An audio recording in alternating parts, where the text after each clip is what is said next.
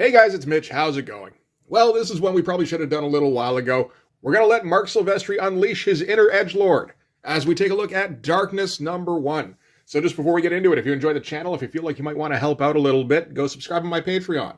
Links are in the description. Gives you early access to everything I do. Helps out the channel, helps to buy new comics. So it's a little interesting to think where Top Cow was maybe like a year before this comic, where they were just kind of like sort of a lesser Wildstorm, I think. You know, they were doing okay. They had Cyberforce. Cyberforce was fairly well established.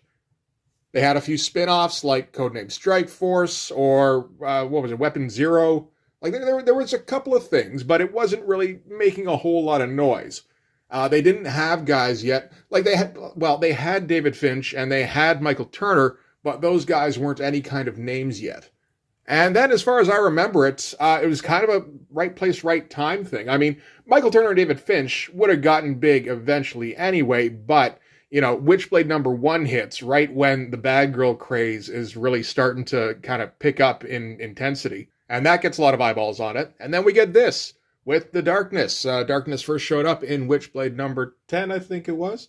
And it kind of marked a trend for Top Cow, I think, where they started to move into more kind of darker territory, still sticking with the superhero theme, which is the problem for me. Like, I'm fine with you going into darker comic books. I got no problem with that whatsoever. But darker superheroes always seem just dumb to me. You know, like, I'm so edgy and erotic and torn, and look at this like fancy spandex suit I've got. Like, in this, it's not spandex, it's whatever the hell is covering him up. But like, still, it's effectively spandex. So we might as well take a look at this. I can say let's look at the cover. This is an odd cover though, because I just picked up whatever copy of Darkness #1 I could get. This is actually the Top Cow fan club version, which is fine. I would have liked to have gotten the original version that I'll show here, which is a nice, it's a nice Marc Silvestri composition. Marc Silvestri at this time hasn't really been drawing very much in the way of comics for, I think, a couple of years. He's got a little missive at the back of this issue where he talks about, it's good to be back. And I think, really, we're going to see some rust off of Marc in this. Like, you can't just go away from drawing for a couple of years and then come back and whip off a master. Well, not most people can't anyway. Like, Marc is one of those people I'd give the benefit of the doubt to, but after seeing this, it feels like he's not 100% there. But, this fan club cover, it's okay. I don't know exactly what there's a whole lot of just stuff on here. We really like computer effects. Trying to make it look like, like a 9 Inch Nails or a Skinny Puppy album or something. At least it got the gold foil for the logo. That's cool. Anyway, so this one, the credits are a little bit different from this. This is written by Garth Ennis for some reason. This is a weird time because Garth Ennis is getting to be a pretty big name around this time. This is 1996, I think. So Preacher is well underway. He's in the middle of doing Hitman. He's got Hellblazer under his belt. He hasn't done The Punisher or The Boys. So, he hasn't gotten all the way up there, maybe. But, still, he's still recognized as one of the best writers in the business at the time. And he's still doing some freelance stuff, which is really strange. Like, seeing, a Thor story written by Garth Ennis is just like, are you serious? But it exists. Drawn by Glenn Fabry, too, which is interesting. There's a Ghost Rider store. I think he did a couple of Ghost Rider stories, but the one I liked was the Trail of Tears one, the 6-issue miniseries that was painted by Clayton Crane. And, if Garth Ennis is going to do work for hire, he's going to bring it back around to his own interests, right? So, that Thor story, he managed to find a way to fit a World War II Luftwaffe pilot in there. And in the Ghost Rider one, that's based in the Wild West. So we've got the military, we've got the Wild West. So this one is going to be based in his other major interest, which is crime fiction. This is inked by Bat. Colored by somebody at Top Cow. I don't know, Steve Furchow. I don't know who that is. Lettered by Dennis Heisler, so probably Mike's brother. This is right in the middle of that time when just everything is going nuts with computer color. We're just kind of breaking new ground all the time. So many lens flares, so many effects we can apply. It'll obscure all of the, mediocre talent we've got now that all the major talent has effectively retired. Which is kind of the case. This time, Todd McFarlane ain't drawing shit. Jim Lee and Rob Liefeld are doing their Heroes Reborn thing for a minute. Marc Silvestri hasn't drawn anything up until this. Dale Keown and Jay Lee will work occasionally if they feel like it. There's some up-and-coming guys, but yeah, right now it does feel like there's kind of a dearth of talent. So I guess it's a good time for Silvestri to try and make a bit of a comeback. But it is interesting in that seeing Silvestri covered in all of these, the computer effects, you're just obscuring like a very talented artist at that point. Or what we get is in this, a very talented artist who has taken a lot of time off and is easing back into a monthly schedule, attempting to anyway. And maybe uses this as a bit of an excuse to lay off a little bit. That could be the case. So we're going to start things off here. We're going to get some no-name guy who's walking along in an underground parking. And this is our protagonist here on the phone who's watching him from the red car here. So this is Jackie Estacado, who's an enforcer for the local mob. Good name. I like that one. And he's on the phone with his uncle, who is the head of the family. So he's watching this guy. And they're talking about him on the phone. And Jackie's going to tell his uncle, he looks like the kind of guy who might rip you off. So I guess he's recently started working for Uncle Frank. And Frank's just like, what the hell, kill him. Which is all Jackie wants to hear. There's some background detail going on in here. Like this stuff here is not too bad. It's mostly the underground parking, where he does, find a way to fit in a fair amount of panels like ducts, that kind of stuff. And then he takes time off on the close-up of Jackie here, but we're also not supposed to get much of a reveal just yet. So I guess that's okay. So Jackie turns on the car, revs it up, and smashes right into him. Smashes his legs as he's got him pinned to the wall, gets out of the car, and shoots him in the head. Still haven't seen him yet. Still in shadow. That's all fine. This spread here, it's okay. It feels like it lacks some impact. I don't know. This guy feels like he barely noticed that his legs got smashed. But big impact for a double page. That's all right for the giant panel here. Looking weirdly cartoony. Not really Mark at his best kind of cartoony, but oh well. Like I said, he's a little bit rusty. You take what you can get, I guess. And so finishes him off. And there's our money shot of Jackie Estacado. I'm sure that page sold for quite a bit. Looks pretty good. And it has that Garth Ennis thing of the title feeling like it has importance to the comic, which doesn't really happen with Image Comics. So then we're going to cut to Kaiser's. I guess as in Kaiser Sose. This is 1996. Sure. So that's a local club. It's meant to be kind of dingy, although it doesn't really feel that way, the way Mark's drawn it. But that's Mark always likes to do the more fashionable side of things. So Jackie walks in, orders a milk because, as he says, he likes himself just the way he is. So Jackie's got a little bit, he's got some idiosyncratic tendencies, like any Garth Ennis character. He's very full of himself. He's, like a standard, dangerous Don Juan kind of guy. And he proves that by going and talking to whatever good-looking girl is at the bar that night. Decent-looking pages. I have difficulty reconciling the Garth Ennis dialogue with this art. I don't know. I see this art and I just assume it's going to be bad dialogue every time. So I can't quite hear Garth Ennis's voice, it feels like. Part of it is that the art isn't quite up to snuff for Mark. I think he is taking it a little easy and letting the computer colors fill in the cracks. He's not going heavy on a whole lot of rendering, which is, that's kind of what, Mark's pretty good at that. He is also trying to readjust to a monthly schedule, of course.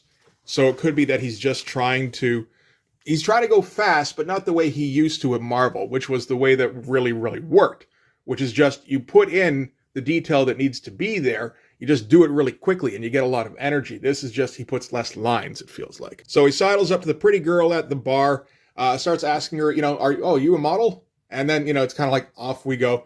I kind of like this, where we get the clock moving 5 minutes, and within 5 minutes, he's like, I've got my Lamborghini parked out front.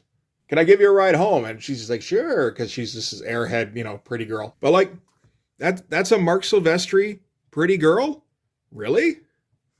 Like, I understand this isn't Dan Green doing the inking. He's not at peak form, but like, if you ever needed a reason to suspect that Marc Silvestri isn't going 100%, like he would make this a knockout, and he just kind of didn't do it. You look at these faces; these are kind of standard. I don't give a shit Marc Silvestri faces, where he's not trying to make him look particularly good. I'm not trying to shit on Mark here. I just think he's working off that rust, trying to get back into it and trying to do it quickly.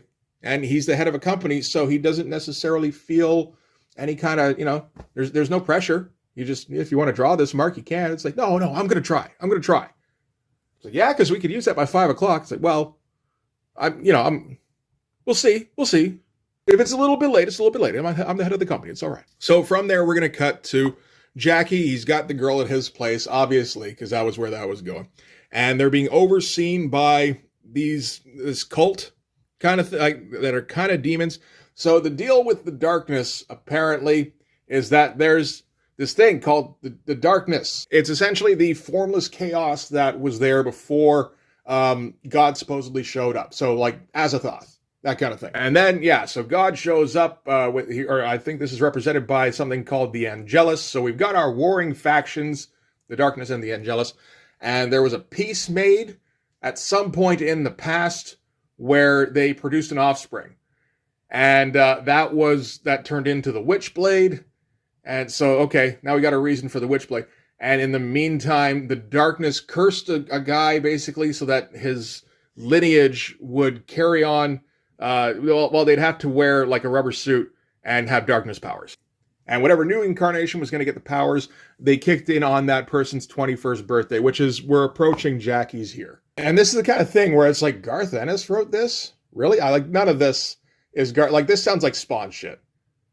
Garth Ennis ain't writing no Spawn shit. Garth Ennis just got paid a shit ton of money, I'm sure, to write whatever Mark felt like drawing. It's that image bump, You come over, you try and get a miniseries going if you're Al Gordon or if you're, Mike Grell, Keith Giffen, whichever. And, maybe it works, maybe it doesn't, but in the meantime, you get fucking paid. So anyway, I'm not even sure. I guess the force is just called the darkness. They're all like, yeah, this vessel kind of sucks, but he's all we got. So we got to make sure he's safe long enough to get the darkness powers, and then he can help us to war against the Angelus. So I guess the piece isn't really going that well. We don't learn any of this, but we learn enough that it's worth checking out the next issue. So from there, we're going to cut to the Angelus, who are mentioned by the darkness people. So we get our impression that, okay, these are our warring factions. And the deal is they're going to try and eliminate the darkness at the moment where he's transforming, where he's first receiving his powers.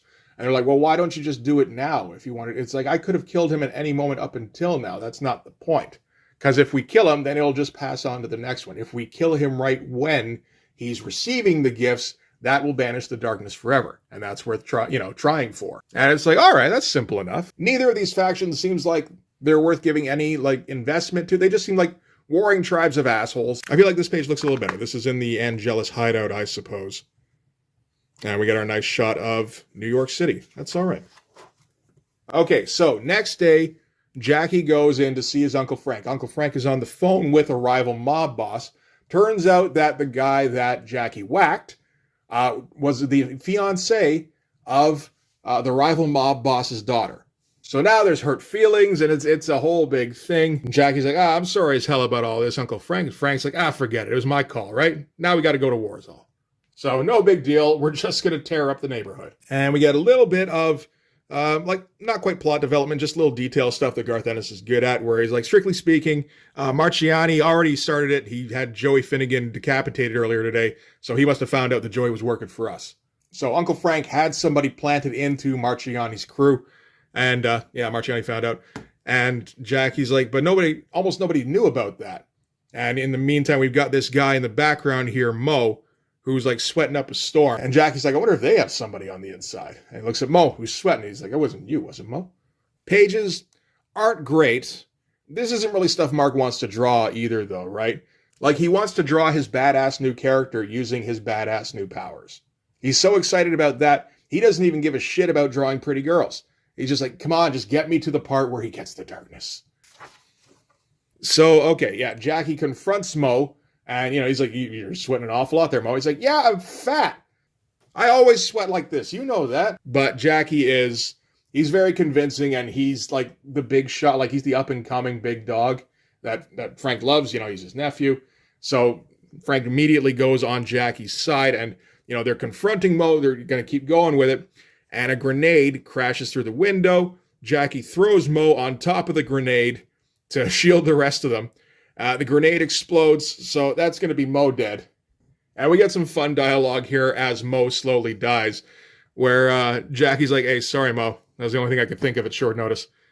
And Mo's like, it's okay, Jackie. You know the funny thing? What's that, Mo? I actually didn't rat on Joey Finnegan. It's like, how about that? Oh, well, no hard feelings, right?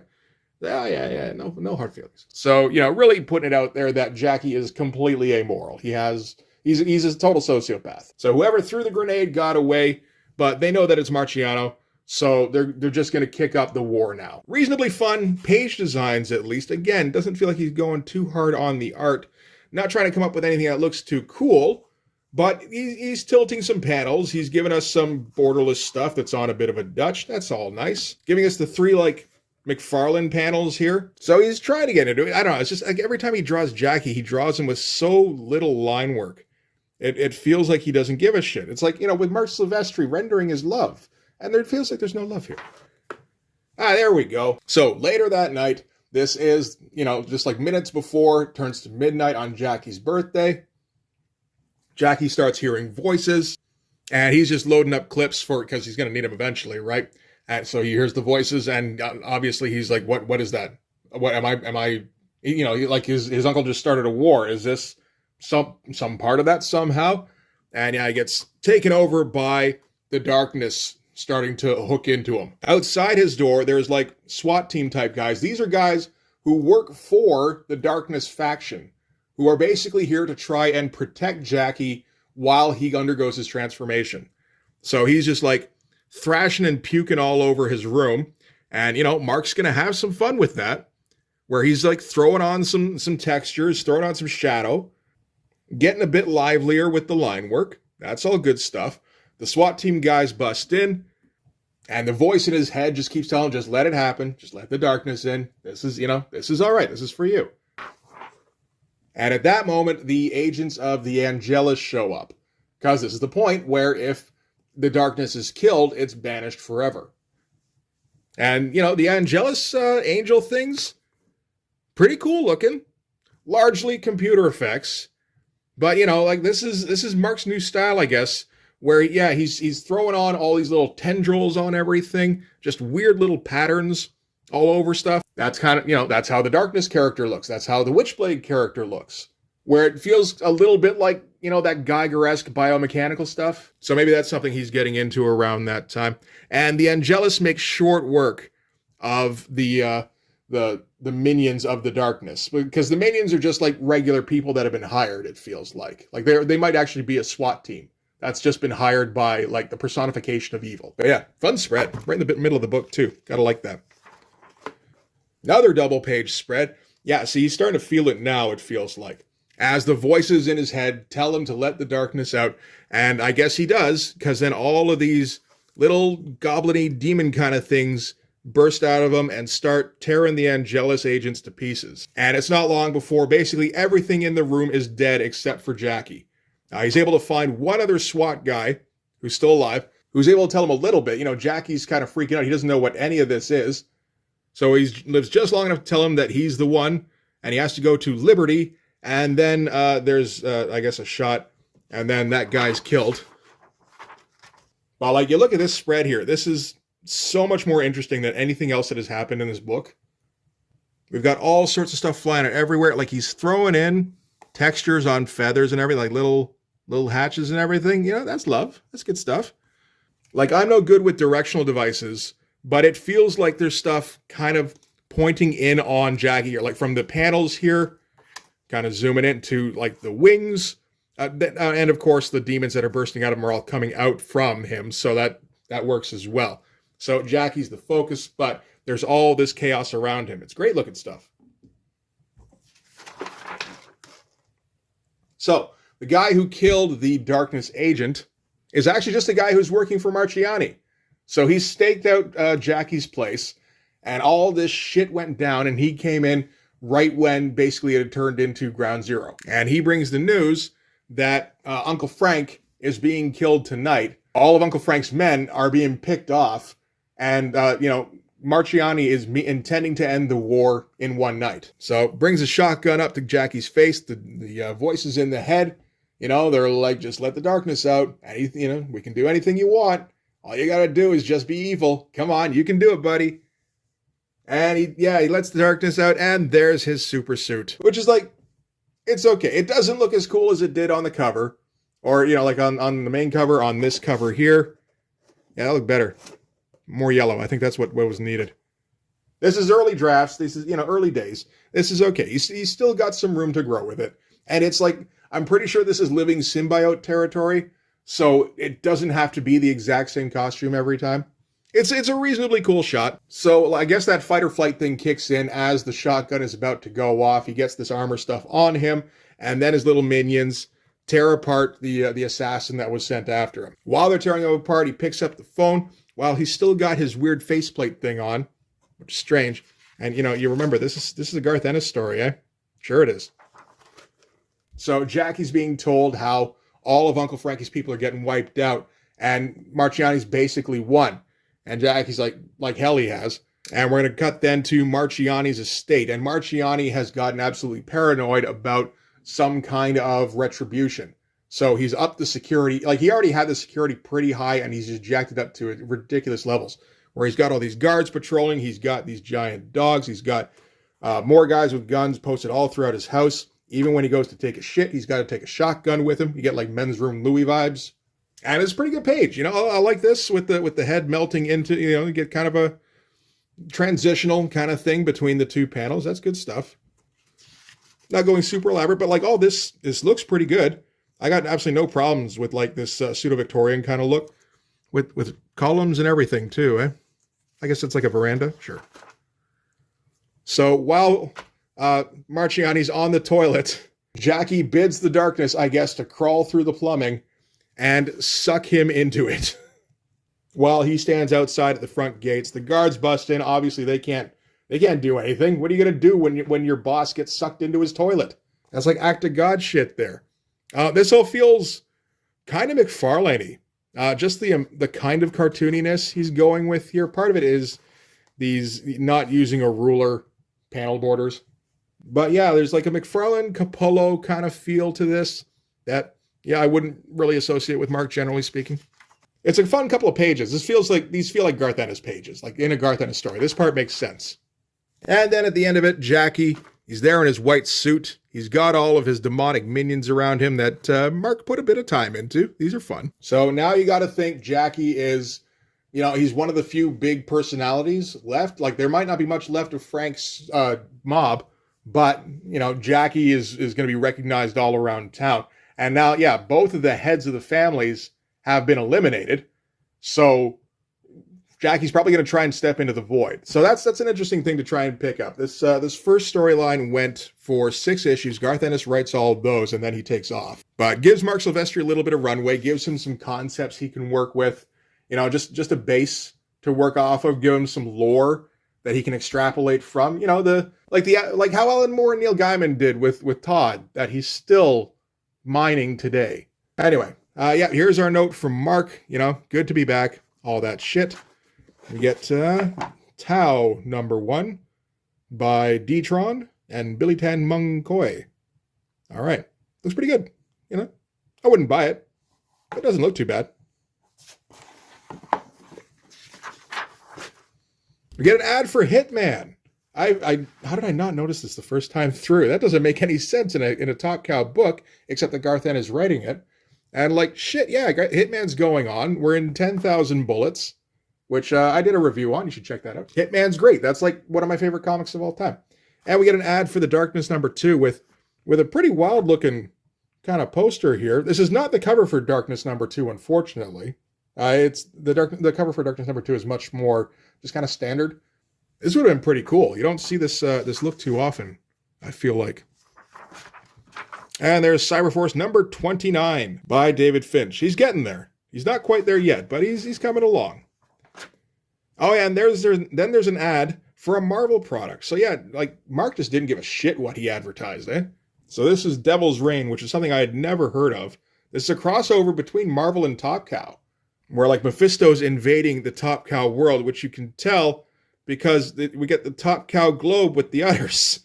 So this almost looked cool until that point. That's a pretty cool looking Mephisto. I'm not going to lie. A lot of shadow and rendering on there. Good shit. So yeah, that's the Darkness #1. It's pretty good. The art, it's good art as far as a comic book. It's not as good as Mark can do. I don't even think as good as Mark can do at this time. I think he's got a few things holding him back that maybe he needs to work out of his system. I'm not sure what Darkness 2 through 6 look like. I would hope that by number 6, he's going at a pretty good clip. But, the story's pretty cool. The character's fairly interesting. I think I picked up a random issue of this at one point. It was like issue 16 or something. It wasn't drawn by Mark anymore. Garth Ennis wasn't doing the writing anymore. So it didn't feel like anything I really wanted to follow up on. But, the beginning here, I'm sure this felt like it was going somewhere. They made video games off of this. Mark sold the rights for movies, which never got developed, but he did sell those rights. It got reasonably popular for a while. Not Witchblade popular, because Darkness has no tits. But it's like next best thing. This is as good as you can get without the tits. But yeah, Darkness goes 40 issues for the first series, which is quite good, really, for an Image thing. Third series apparently goes 115 issues, which seems crazy to me. Still doesn't beat Witchblade, though. The Witchblade run goes for 185 fucking issues somehow. That thing just ended in 2015, which seems crazy to me. Anyway, that's going to do it for Darkness. Better than your average Top Cow book. Still not reaching full potential for Mark, but, at this point, I think that's just what you come to expect. So that's going to do it for this one. Thanks very much for watching. If you like this video, please hit like, hit subscribe, hit the notifications so you know when the next one's coming out. Go over and subscribe on my Patreon. Links are in the description. Gives you early access to everything I do, from the Blood Force stuff to the YouTube videos before they get uploaded to YouTube, as well as some Patreon exclusive content. You can also follow me on Instagram and DM me there for commissions, and you can join the Blood Force Discord server. But yeah, that's going to do it. Thanks again for watching, guys. I'll see you in the next one. Bye-bye.